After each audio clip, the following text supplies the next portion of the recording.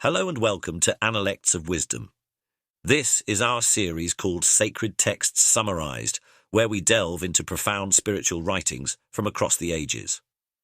Today, we explore the Shōbōgenzō by Dogen, a cornerstone of Zen Buddhism that continues to inspire seekers with its depth, subtlety, and transformative insights. Dogen's Shōbōgenzō is a remarkable tapestry of spiritual insight and philosophical depth, composed against the backdrop of 13th century Japan, a period marked by political upheaval, the emergence of new Buddhist sects, and social change. Born into a noble family in Kyoto, Dogen was orphaned at a young age, an event that shaped his early existential questioning. The prevalent religious landscape he inherited was a mixture of established Tendai practices, the esoteric Shingon tradition, the ascendant Pure Land schools, and the militaristic ethos of the Kamakura shogunate. In this environment, Dogen discovered the initial spark of what would become his life's work. An unrelenting inquiry into the nature of birth and death, and a determination to uncover a direct path to awakening that did not rely on elaborate rituals or a later salvation. That hunger for truth led him across the sea to China, where his meeting with the esteemed Tiantong Rujing transformed his understanding of Zen. He returned to Japan carrying not only the seeds of a renewed approach to Buddhist practice, but also a fervent desire to communicate what he had realized. The Shobogenzo, which loosely translates to treasury of the true Dharma eye, grew out of Dogen's discourses, lectures, and essays compiled over many years, first in Kyoto and later in the secluded mountains of Echizen province, where he established Eihai-ji.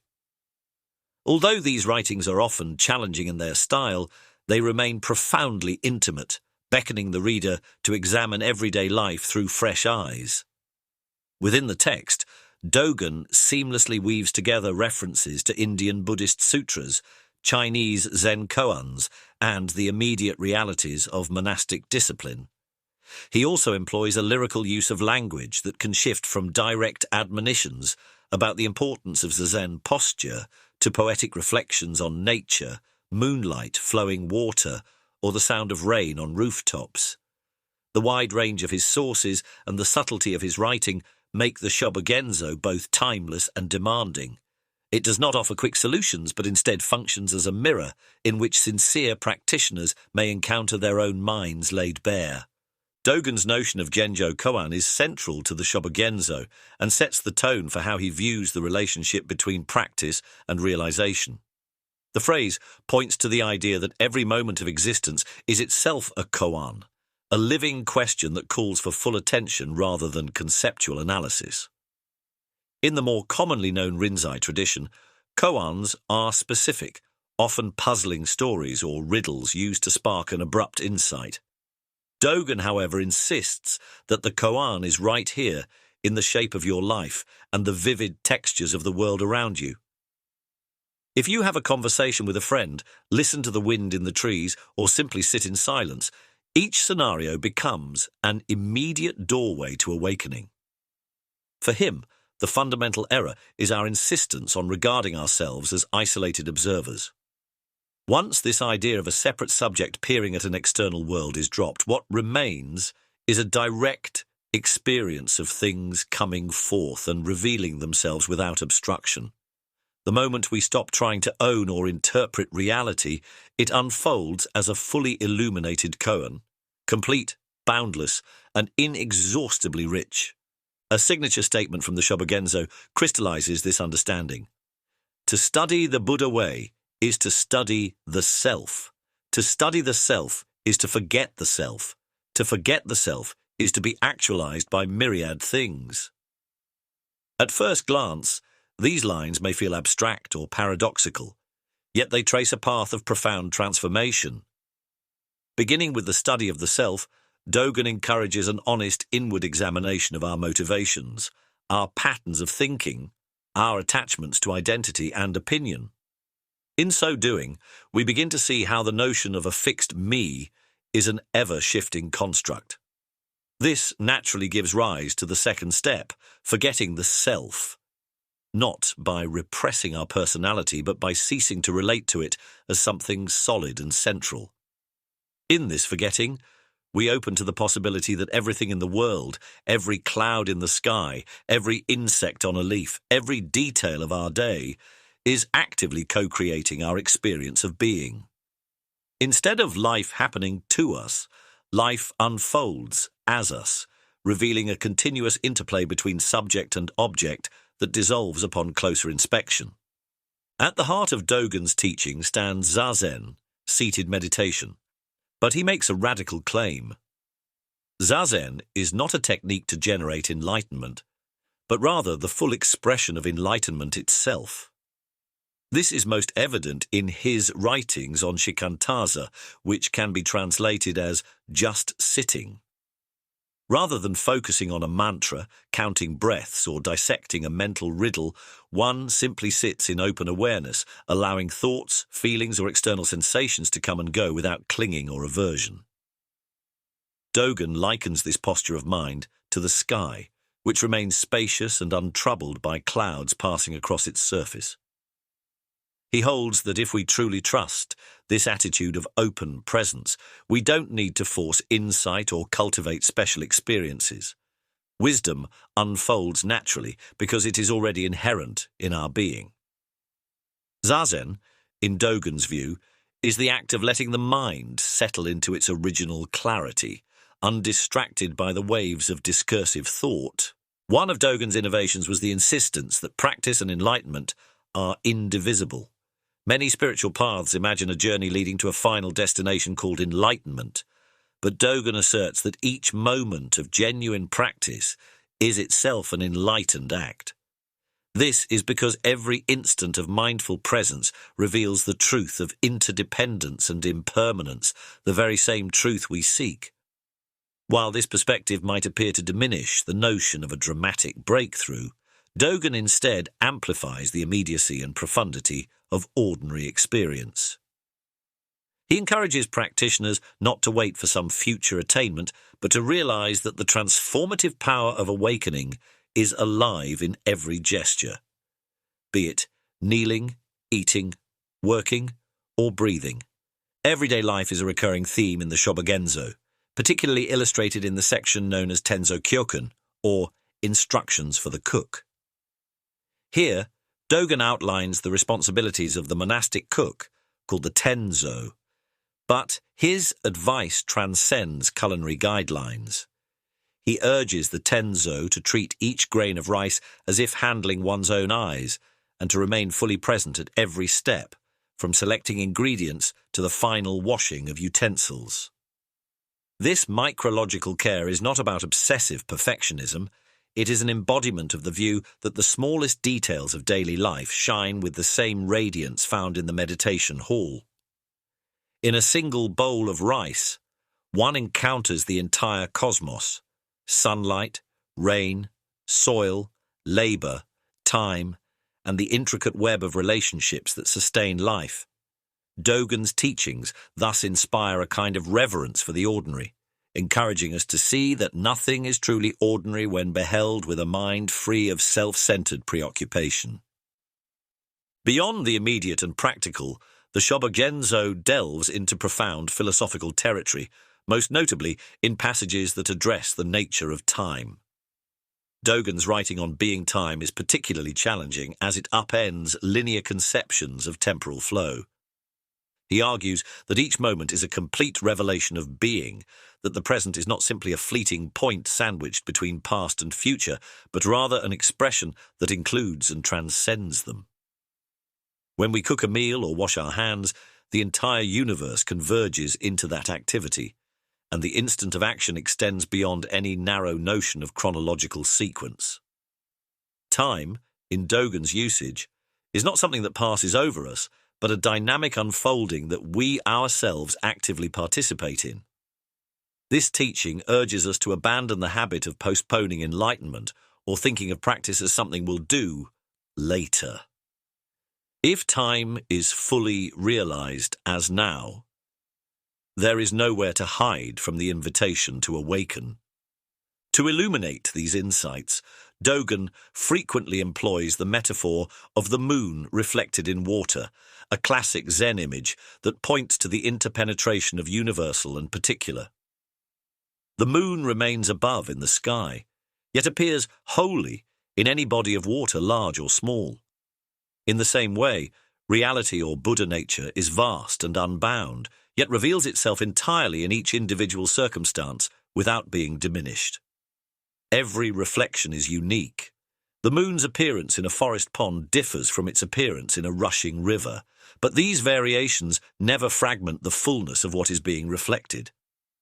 Dogen invokes this imagery to remind us that while our personal circumstances may be varied, different callings, temperaments, struggles, each of us, in our own pond of life, reflects the whole of reality. An undercurrent throughout the Shōbogenzo is Dogen's sustained attention to life and death. In writing about birth and death, he invites us to contemplate the flow of existence rather than regard death as an unfortunate event at the conclusion of life. For Dogen, the dance of arising and passing away unfolds ceaselessly, moment by moment. Each breath arises, lingers and dissolves, mirroring the same pattern that will eventually mark the end of our mortal lives. By recognizing the impermanence pervading each moment, we cease resisting change, and as a result, fear and regret begin to loosen their grip. In place of dread, we discover a delicate appreciation for the fleeting nature of every experience. This insight allows us to live with greater tenderness, knowing that each moment is both precious and beyond our control. Though Dogen is often associated with subtle or even cryptic language, his writing is equally anchored in the tangible realities of monastery life. He addresses the importance of the monastic schedule, the precise manner of bowing, the necessity of hygiene, the respectful treatment of scripture, and the communal relationships among practitioners. These detailed discussions illustrate his conviction that the loftiest insights must be grounded in daily conduct. A messy living space or a lazy attitude toward chores implies a mind that is fragmented and inattentive. Conversely, mindfully sweeping a corridor or polishing a bowl demonstrates reverence for the Dharma in action.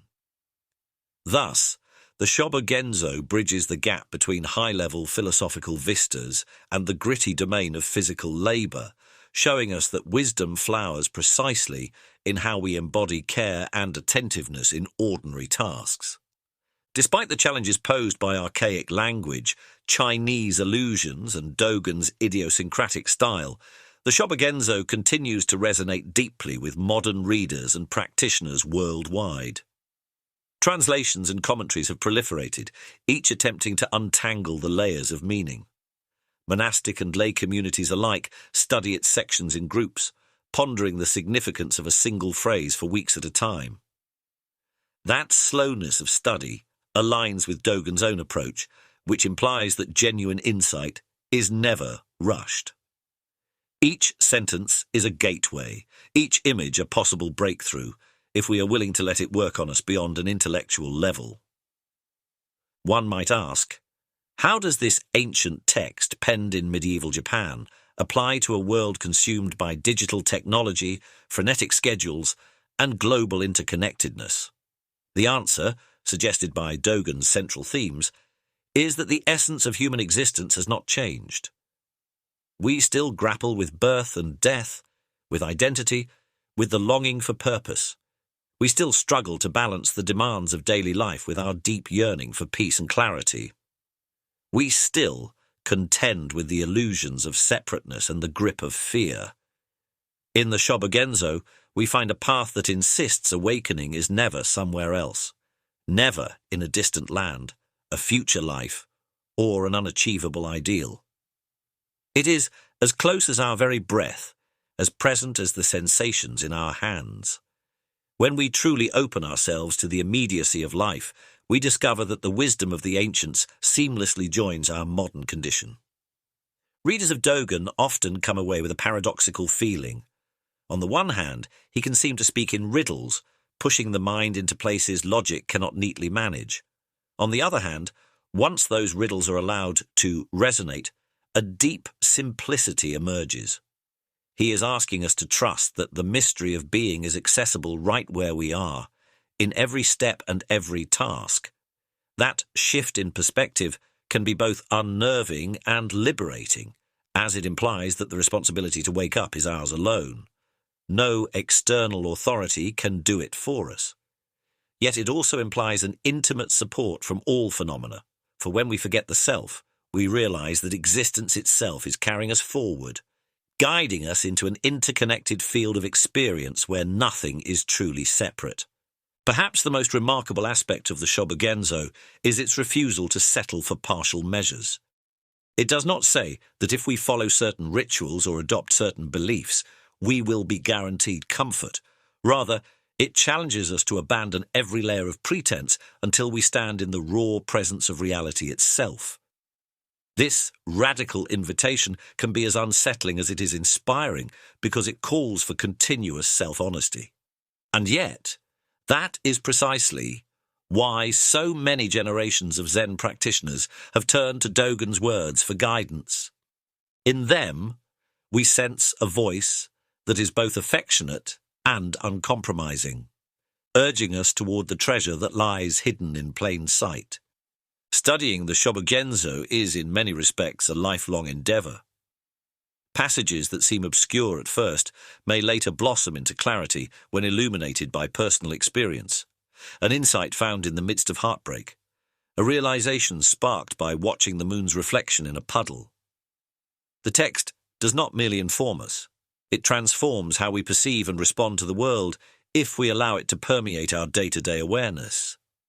With patience, curiosity, and a willingness to engage in zazen and mindful conduct, the reader can discover the living pulse of Dogen's teaching beating in the rhythms of ordinary existence.